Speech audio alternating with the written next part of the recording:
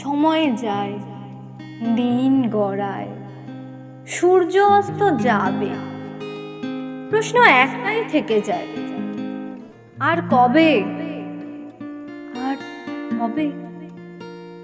নীরবতার স্রোতের মাঝেও কলরব যে উঠবে, ওই হাজার হাজার তিলোত্তমা হবে, তবু বিচার পাবে না আমার সই। মানুষ আসে, মানুষ যায়, হয় সবাই নীরব।